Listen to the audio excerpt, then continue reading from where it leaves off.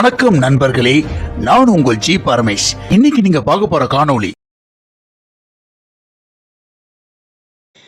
தினேஷ் ஹரிஷ் கல்யாண் அவர்கள் நடித்து 20ஆம் தேதி அன்னைக்கு வெளியான லப்பர் பந்து படத்தை பற்றி தான் இந்த காணொளியில் நீங்கள் பார்க்க போகிறீங்க.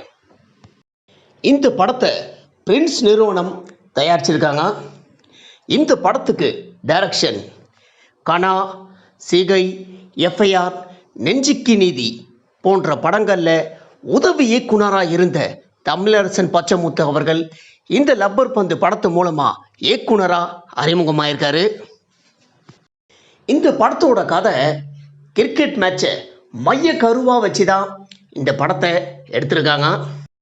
கிரிக்கெட் மேட்சை மைய கருவாக வச்சு எத்தனையோ திரைப்படங்கள் வந்திருந்தாலும், ஆனால் இந்த திரைப்படத்தில் சொல்ல வந்த கருத்தை எல்லாருமே ரசிக்கிற மாதிரி இயக்குனர் தமிழரசு பச்சமுத்து அவர்கள் சொல்லியிருக்கிறாரு.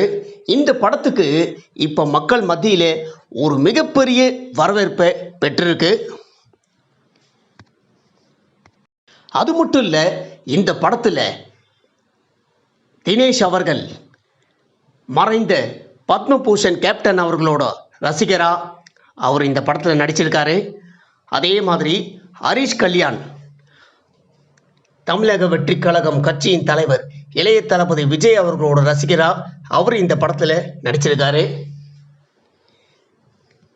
தினேஷ் அவர்கள் கிரிக்கெட் மேட்ச் விளையாடும் போது கேப்டன் அவர்களோட பொட்டு வச்ச தங்கக்கூடம் பாடலை போட்டவனையே திரையரங்கமே அதிர்து அப்படின்னு தான் சொல்லணும். ஏன்னா இந்த பாட்டுக்கு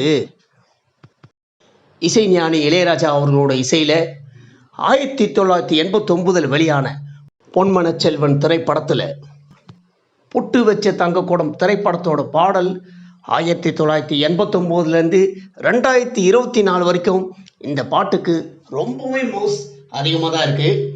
அது மட்டும் இல்லை, இந்த பாடல் கேப்டன் அவர்களுக்கு ரொம்பவே பிடித்த பாடல் அப்படின்னு கேப்டன் அவர்களே சொல்லியிருக்காரு.